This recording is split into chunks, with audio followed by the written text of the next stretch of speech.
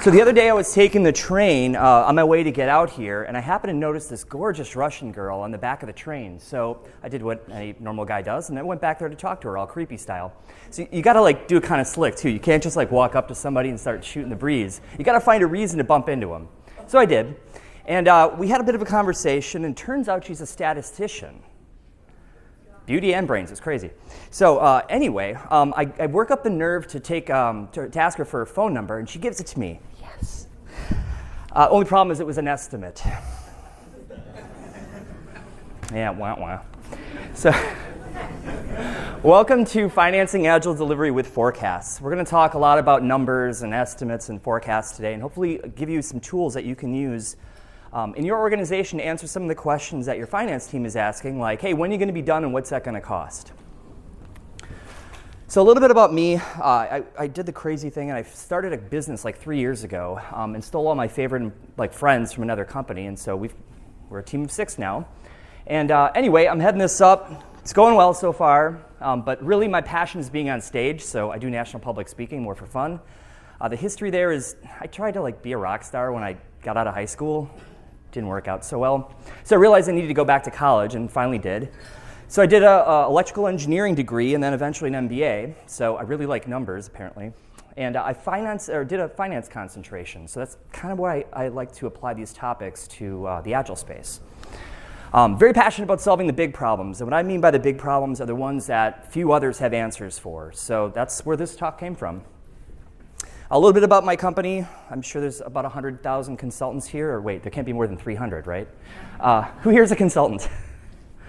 All right, so I'm one of you. Anyway, we do agile transformations, and we do training and consulting and that kind of thing. We do the training classes here in the city, and we teach in Los Angeles, and we teach in Chicago, mainly because I love all 3 of those cities. So anyway, let's move on. Most software projects start the same. Do you guys agree with that? Yeah, kind of, maybe. Depends what you mean by the same, right? Let me show you. So, this is John. Guess what? John's a project manager. And he just got an email from his new boss. Came in just like last week, all fired up, changing the world. And this boss basically says, hey, I've got a great new project. We got to have it done by the end of the year. The date's already set. Sorry. We don't have all the budget we need, but I think we can make it work. And so we've got a team of 6 developers, and we're going to rewrite an old AS400 application to be, .NET. Sound good?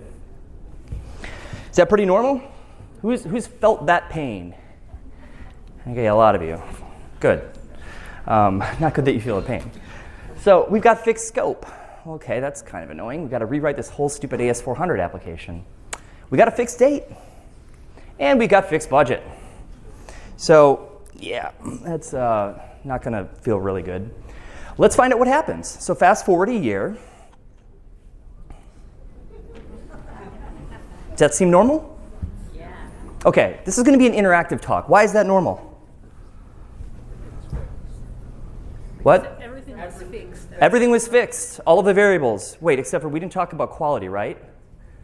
Just test the critical stuff. But yeah, either way, this is usually what happens. We're either late, we're over budget, we deliver garbage, customer maybe doesn't even want it anymore, or maybe we're like, wait, hold on. Anyone from Accenture here? You guys hear about them and Hertz? That's gotta hurt. Anyway, haha. So yeah, they try to build this system. It's not exactly meeting expectation. I believe the lawsuit was somewhere around $35 million. Another company I used to work for is getting sued for a similar reason, though smaller numbers. So what about this? Most agile transformations also start the same. Who's going through one of those right now? Okay, many of you. And the way they usually start is something like this. We start learning things. We take a class or 2. Somebody gets their 2-day Scrum Master license. Or you go to another class, or you spend 500 months in classes. Who here has more than 10 certifications right now? We got a couple. Wow. Okay, so you guys are some certified people. And we hope that this is going to work. So all the developers the developers don't get trained. It's only the Scrum Masters that get training, right? And they got to teach the developers how this all works. It's a tough job. Yeah, so we start with education, and then we get into practicing this stuff. So we spin up a couple of teams. We try delivering something useful, and we try not to kill each other. So Skylar's last talk was talking about how to get along. Yeah, well, then you go to him because he helps you get along while you're doing all this. But yeah, we got to practice this. We got to learn what we are doing with it. We've got to get better at it. We've got to find ways to adapt our organization so that we can deliver in a more agile fashion. And hopefully you get here. Who's there? Got one. How about 3 stars? Okay. So hopefully, I mean, the idea is we have happier customers, right? Agile delivery is about doing more for our customers with what we've got, making them happy, or we go out of business. But here's the real problem. So October comes, and we got to figure out budget for next year. Who's into that situation right now? Well, I guess it's not October, but yeah. Why does this keep happening? Or I thought we were, transformed now. What's the problem? All right, if no one speaks back, it gets kind of weird. But I'm willing to wait 7 seconds until somebody says something. Agile budgeting. Okay, well, there's some more advanced techniques. Who does not have some sort of agile budgeting technique being implemented right now? Okay, most of you. All right, so the bean counters want to know, what are we going to get? When's it going to be done? They're starting to fix all these dates, and we got to figure this out for next year. And so the product owners got to estimate this entire backlog with their teams, and they come back, and everybody's a little freaked out. They're like, well, I think we can get this much done. I think it's going to cost $10 million. All right, I'll give you 5, and I want it done by December. Wait a minute, I thought we were still estimating here. Yeah, so this is a big problem. I see it over and over. There's some weird boundary layer that we can't break through from Agile teams directly. So this creates some friction. You agree? Yeah? How many of you are Agile coaches? I'm wondering how much I'm really just preaching to the choir here. Okay. So here's what's really going on, at least the way I view it. In this nougaty center, what's the Tootsie Roll Pop? You lick to the center and you get to the core. At the core, you have the technology and the product development teams doing well, doing their Scrum thing or Kanban or pick your framework. There's a little boundary layer around them that's sort of like the operations and maybe finance or people that technology reports up through. And then way out in the outer edge is your business and your strategy. Why do you exist as an organization is somewhere around there. Now, how many of you feel like your transformation has penetrated all of these layers? Not one? One of you? Oh, man. And these are the big problems I'm talking about. We need to break out of this little nougaty core and start affecting the other areas of the business, because guess what? We're really all singing the same song. We should be, or we're not going to go very far. So a good Agile transformation done right contains all of these elements, and probably more, right? You got, of course, Agile delivery, but then people. So we've heard a little bit about Agile HR today. What about flexible contracts? Is legal on board with this Agile thing? Or are they setting expectations with their vendors that they're going to have their stuff in exactly 365 days for $4 million? Who here does vendor management? Okay, and you tell them it's got to be done by October 1st, and here's the price, and then they say, yeah, we can do that. And do they ever? I see lots of problems with vendor management out there, and here's a tip for you. Hack the vendor management system. Give them no more than a 1-month project, and when they're done, you'll pay them. And do that every month. Whether or not they use Scrum, you'll force them to. Org structure. This is a favorite topic of mine. So which came first, the chicken or the egg? But more applied to org structure, which came first, waterfall or siloed functional groups? They kind of work together, right? So here's how I theorize it started. It started with 6 people got together and started a company in their mom's basement. They eventually grew to the point where they had enough developers and business folks and salespeople to start segregating, because the developers don't like lights, so they turn them all off. And all the business people want to be on the phone all day, so that's disruptive to the coders. So we all get our own buildings. Next thing you know, we get our own time zones. And now we don't know anyone anymore. And we have to somehow find a way to work. So project managers are born. They have to try to coordinate all these activities and make sure that the train stays on the tracks. It's a tough job. What else is good here? All right, so these are some of the big problems I'm talking about. Anyone ever seen this? It's the version 1 State of Agility report. Got one? Yeah. This is like maybe an older version a year or two ago, but the top 5, which I'm most interested in here, ability to change organizational culture was number 1. That's the biggest thing preventing further Agile adoption in a lot of companies. General organizational resistance to change. Number 3 was pre-existing rigid waterfall framework. 4, not enough personnel with necessary Agile experience. And 5 was management support. So my finance talk is somewhere buried in there. If we don't understand the numbers, you're going to see resistance. So we got to have an answer. When are we going to be done, and how much is it going to cost, even if it's not the right answer? So what about this? Wait, we're Agile. Should we actually have to do estimates or commit to dates? Who's heard, oh, we don't do dates in Agile? Got a couple? Guess what? That's a myth. We can do dates. We just do them differently. And I'll show you. Here's kind of a problem with estimates. So if you give someone an estimate and you're wrong, and then they come back and go, why were you wrong? You said it was going to take exactly 4.3 hours and it took you 5. Okay, well, the next time I'm going to pad, and I'm going to add like 5 more hours. Okay, well, that's not a great way to run a business, because when you think about hours, now we're starting to think about costs, and if I say it's 20 hours of development, but it's only worth 10 to me, then maybe we don't do that thing anymore. But even with all these buffers and paddings, a lot of organizations are still late. Don't get it. What about say-do ratios? Who uses those currently? No one. All right. Do you know? Anyone know what a say-do ratio is? Got one? This is hilarious. You're gonna love this. I was working in an organization in Melville, Long Island, like literally the worst place I've ever been. And sorry if anybody lives in Melville. Just this company wasn't great, and there wasn't a lot to eat around there. So they had a say-do ratio, and what that meant was if you're a project manager and you go to the executive team and you say something's going to take 2 weeks to do, and it actually takes you 3, your say-do ratio is 1.5. And so the senior directors are going to look at your say-do ratio when you give estimates, and they're going to make that multiplication to figure out when it's really going to be done. And everyone has their own custom say-do ratio. So somebody's managing a spreadsheet with all these conversion factors and scalars. There was a person's job. That's what they did. Why do we estimate? Why? Anyone know?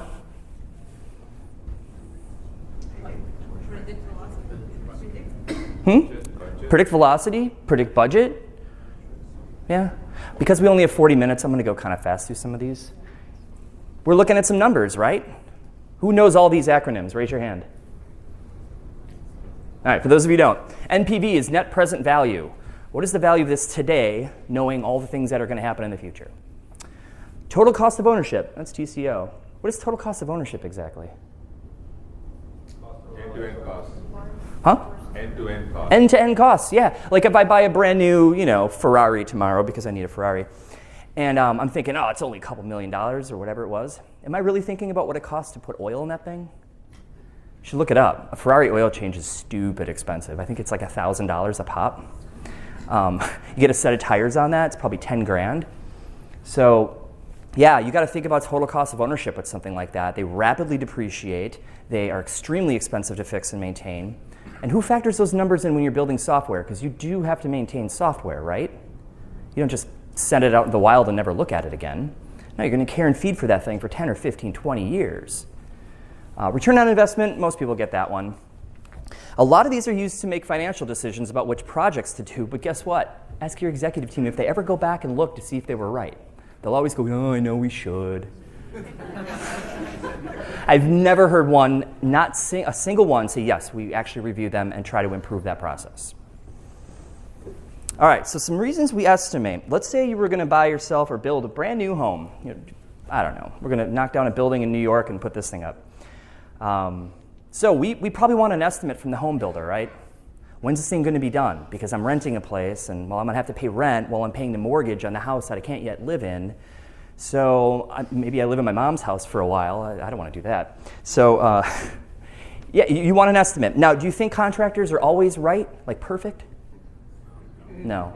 But if they're good and if they've been doing this a while, they're pretty right. I mean, you're going to pick a plan probably from a portfolio of options. Oh, I want that house. Okay, they build you a copy of it. Some of the construction's pretty repeatable. We've been building buildings for thousands and thousands of years. What about moving? We want to estimate on that, right? What's it going to cost to rent a truck? Should I just hire movers? Wait, if I hire the movers, should I have them do the packing? I recommend it. Have them do the packing. It's great. You just go to a Starbucks and your house got moved. got to hire the cleaners or do it yourself, and you got to make these cost trade-offs. Like, do I want to bust my back loading all that junk into a U-Haul to drive it to California, or just hire somebody? And so we're going to try to get some estimates and figure out what that's going to cost. Is it worth it? Is it not? Is this a pretty hard thing to figure out? No? I don't think so. I haven't moved in 5.5 years, but the last time I did, I had my company pay for me to move, so that was brilliant. Totally recommend it. What about the mechanic? Like, if you went to your local dealership and you said, yeah, I've got oil leaking, I think it's the oil pan, who knows, you're the expert. And you go in there and they go, well, we're Agile, we don't do dates, so I can't tell you when you're getting your car back.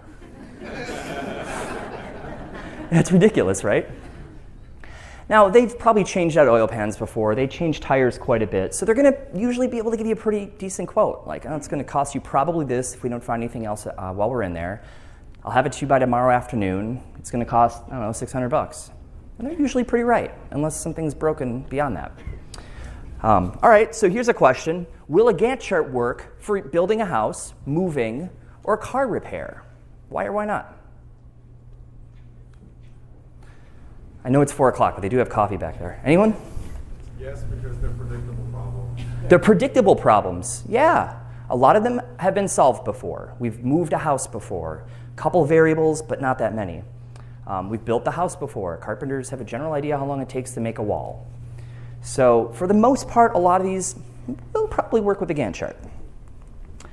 So let's take a different spin here. Let's talk about different types of estimates. So we've got deterministic estimates, and I'm going to apply that to project estimates here. So a deterministic project estimate would be something like every activity has a set time, and we can know what that time is. We just have to, ask the developer, how long is it going to take you to code all that stuff up? And they go, 40 hours. Put that in my Gantt chart. The duration to complete everything is a fixed value that can be predicted. So if I do enough math and I put in that say-do ratio and I get the end date, I can go back to the executive team and say, we'll have your date. Yes. Total cost is the sum of all those activity costs. And we can find that number if we just do the right math. And risk defining and handling is considered static. There's like 5 risks we worry about, and as project managers, we're just going to create mitigation plans, and we're going to do that red light, green light, yellow light status report thing and show that every week. Here's another type of sort of estimate we can do, but instead it's probabilistic. Activity times are basically random variables drawn from a probability distribution. Any coders in the room? If you wrote like a divider algorithm and maybe an adder, subtractor, multiplier, divider, and you wrote it in Python, would it take you the same amount of time to write it in, say, C#? I'm a recovering coder. Maybe that's just too far. The answer was usually no. And because why? I mean, developers get better with age, and sometimes they get worse. Sometimes you write code a little bit differently because you just read about a gang of 4 pattern, or a new technique, basically. So there is variance in how you build things at the software developer level, even with the same software developer writing in the same language. Total project duration is a random number. I mean, it kind of is. Who here is consistently on time with their projects? 2? Oh my God, let's talk after class. So for the rest of you, it seems pretty random, right? We think it's going to be done in a year. It's usually not. A year plus, a year minus. So we might as well consider that a random number. Total project cost, that's a random number. I mean, are you ever in on budget, like perfectly and consistently? Might be a few of you, I'm sure. We'll talk after class. And risks, of course, random. There are so many risks that we don't even know about. We think we know, but then we get into it and we're like, whoa, we just got acquired by a company. I didn't think about that one on my risk mitigation plan. So what do you think can change? Just throw out some ideas, and don't say everything. Somebody always throws that one at me. I know everything can change. What are some specific things that can change during a project? Scope. People. Schedule. Costs. Priorities, I like that one. What about executive teams? Do those switch out? Occasionally? Yeah, that's annoying. What else? 1-year project. Complexity could change. Yeah, it could get simpler or more difficult. Technology. People. Competition. Yeah, like all these and then some, right? People got pulled off your project. People have personal problems. Johnny's getting a divorce. He's kind of somber, not really coding all that well. All of these things, do those go on your risk mitigation plans as project managers? Probably not. But these are the things that will affect delivery. All right, let's talk about what a forecast is. So I had to copy this out of the dictionary just to prove that it's a real thing.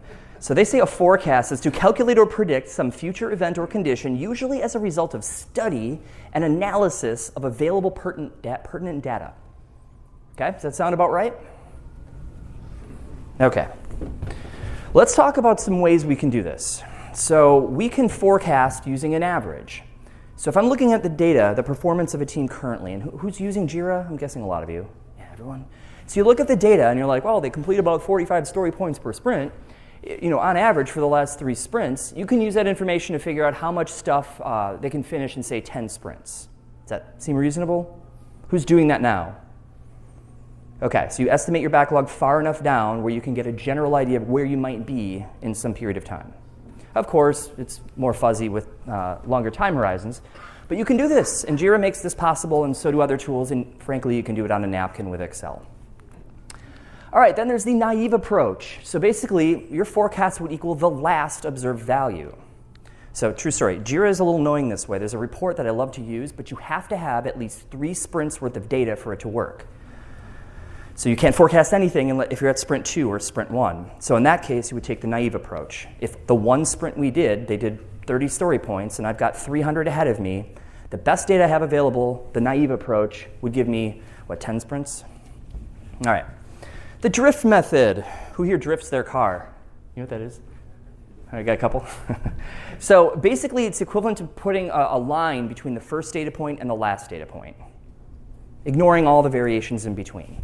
That's just a way to do it. I mean, I'm not saying any of these are good or bad. They're just, here are tools in your toolbox. Seasonal naive approach. This is a little weird. It's like the naive approach, except for you account for seasonality. Now, why do I care about that in software? Does it matter if it's fall or spring for coding? It does? Vacation, mental state? Yeah. In Chicago, it's like brutal cold for 6 months. That affects people. So is it sad? Never mind. A seasonal affective disorder. There you go. And anyway, a flu season, right? Are you guys more productive from December to April? A lot of people are out 6. Anyway, so some seasonality may exist in your data. It's worth looking at. Then there's lots of stuff we can do with time series. So a time series, you could do like exponential smoothing. You can do things like weighted moving average or just moving averages. These are techniques that I kind of borrowed from digital signal processing. At one point, I thought I'd want to do something like that with my career. Didn't. Anyway, and here's an awesome one. This is called the Ensemble Forecast. Imagine you have a model that can predict the signal here, and it runs like, say, many, many, many times, varying certain inputs. So all of those models seem to converge for the first, say, week, and then as you get further and further out, it gets way more chaotic and unpredictable. So this is a form of Monte Carlo analysis. All right? All right, in what domains do we typically forecast things? Where do you hear the word forecast a lot? Weather forecasts, that's a good one. What else? Economics? Yeah. What else? I think there's one more I'm thinking of. Earnings. What? Earnings? Yeah, like the stock market, right? We have earnings forecasts, and then every quarter, Apple shows how much they actually made, and stock price goes up or stock price goes down. So let's talk about applications of forecasting here. So this is Chicago. This is like normal for us. Every day it's just so random, and that's actually spring. So what's that? It was last week here? Okay. So yeah, you guys get a little bit of variance in your weather as well. So we forecast the weather. It's not always right. It's sometimes pretty crazy. We're used to this. That's normal. You would never say, use a Gantt chart to predict the weather. It makes absolutely no sense. I want it to be exactly 70 degrees by Christmas. Well, good luck with that. So weather data collection, I did a bunch of research on how they do it, and they've got sensors all over the place. Thousands and thousands of sensors collecting, 1 million observations per day. They put them on boats, they put them on airplanes, they're on shipping freights, they're on satellites, they're on weather balloons. They're all over the place collecting information to forecast the weather because they can't predict it. Here's some reasons why things change. A butterfly flaps its wings in New York. It changes the weather in Paris, right? That's the butterfly effect. hot weather, air pressure changes. There's so many things that go into why the weather is so unpredictable, but it is forecastable. Let's talk about some other forecasting. Fundamental analysis. So people who invest their money into companies, especially if you're like an equity research analyst, you're going to follow some companies and you're going to dig real deep into that company. You're going to know every dollar they've made for the last, say, 5 years. It's going to be on your spreadsheet. You're going to know everything about their P&L over that time frame because it's public information. You're going to drill into their management team. Are they young? Are they good? Are they experienced? Do they know this world? You're going to look into the global macroeconomic climate. You're going to look into so many different things. You're going to create this crazy spreadsheet, and it's going to ultimately say buy or sell or hold. Right? They can't predict what's going to happen to a stock, but their best guess is based on the fundamentals of a company, we think this is a good investment. It's either priced below what it's worth, or if it's a bad investment, maybe it's priced above what it's worth and they might recommend you sell. It's one way to invest your money if you're really into the nerdy details, or just throw it into an index fund and then call it a day. Another way you can do it, technical analysis. So we've got a trend here basically. What we're following here is, should I buy or should I sell this stock? And this is what a day trader does. They don't care about the fundamentals of the company. What they care about is that thing going to go shooting through the roof before the end of the day, or is it going to go down? And they'll make trading decisions on that. Different way of doing it, more of a short time horizon, maybe a few hours they hold the stock, maybe less. And why do I care about these things? Because we're going to use some of these techniques to forecast your Agile projects. Is that crazy? Hope not. So here's a stock market forecast, and you're going to see this in a tool that you know and love now. So what they were saying here is at the end of 2011, they believed that the stock market could go as high as 1583. It was the S&P 500, yeah. Average, they're thinking 1351. Worst case scenario, it'll go down a little, 1225.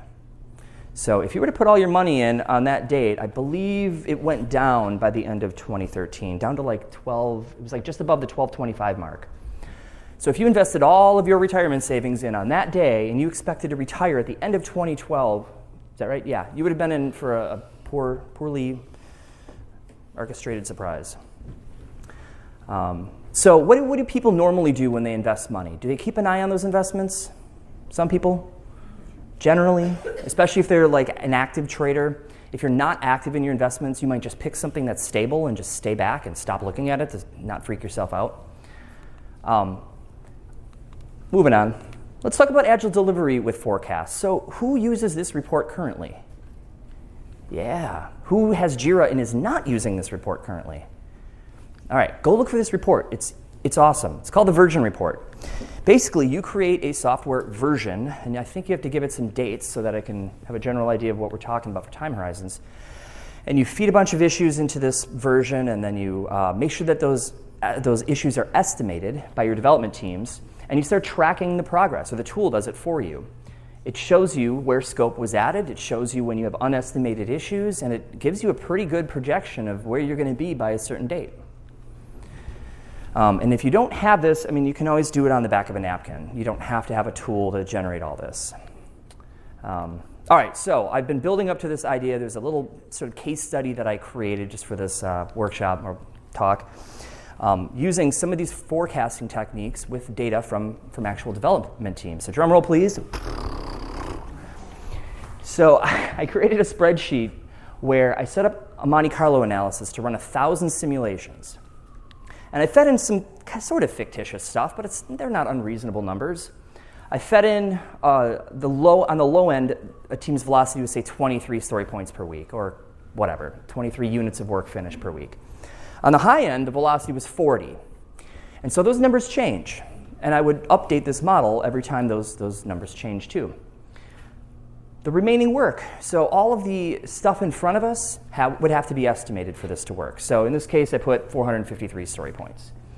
And I ran it 1,001 times because I ran the seed run, and then I ran another 1,000. I should have ran one and then 999 because I just wanted 1,000 runs. But that's why 1,001 is there.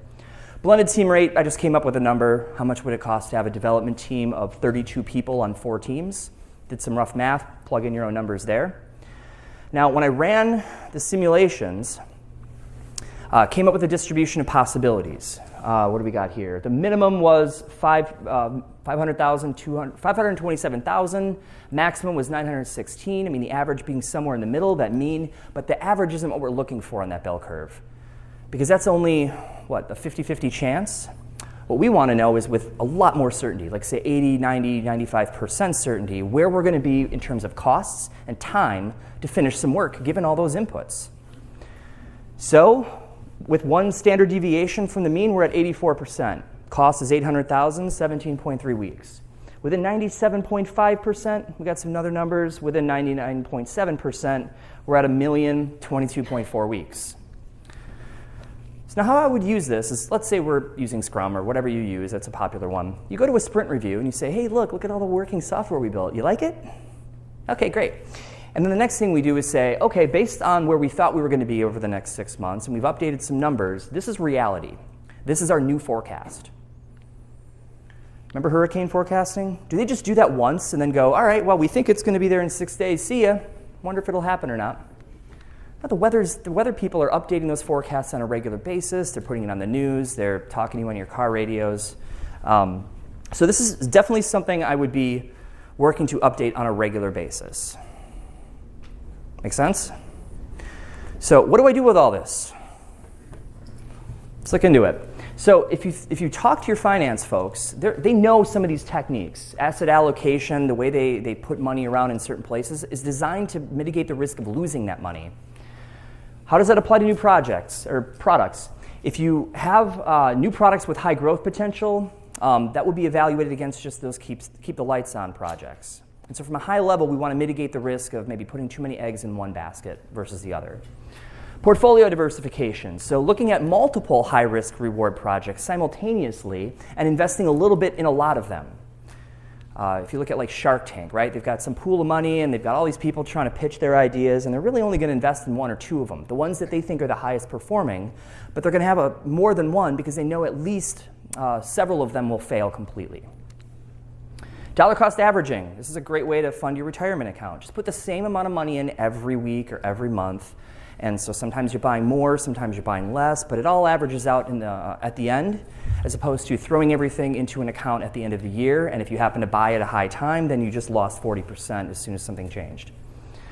So we can apply these same concepts to funding portfolios or project portfolios. So at the end of the day, we're not going to stop estimating. We're going to have to come up with some ideas because of all these reasons, because. But with more stability, meaning something like if you kept stable development teams working together, that helps with that variance on how long things are going to be done and what they're going to cost. It helps keep those project forecast timelines a lot tighter. So we can use some forecasting methods. But how often do you think you should update these? Like how often do you think your executive team would want to hear updates? Do you guys do status reporting like once a week? What's that? Every sprint? Does anyone do that now? Like go into a sprint review and talk about budget, talk about timelines with any sort of accurate information? No? It's an opportunity there. If you even read the Scrum Guide, they got a whole section on it about things that we might talk about in a sprint review beyond working software. Things like budget, expected completion dates, stuff like that. It's baked right into the framework. All right, so I see Agile as really a business problem. If you want a nimble company, one that can pivot quickly, respond to change fast, you got to be Agile soup to nuts. It's not just the delivery team. And I don't mean capital A Agile, like from the Agile Manifesto. I mean Agile like nimble, responsive, quick, light-footed. That's a business problem. And so if only that development team is doing it, the business is not getting all the benefits because they're still operating in a very rigid sort of way. So Agile teams require Agile fundings. Agile funding. I couldn't find a better picture for Agile money. What would Agile money look like? All right, so if you cannot predict the future, which most of us cannot, I recommend you forecast it. With some of these numerical tools, you can apply them to your current projects. You can use Jira. It's got a lot of this out of the box. Anyway, thank you for coming. I really appreciate it.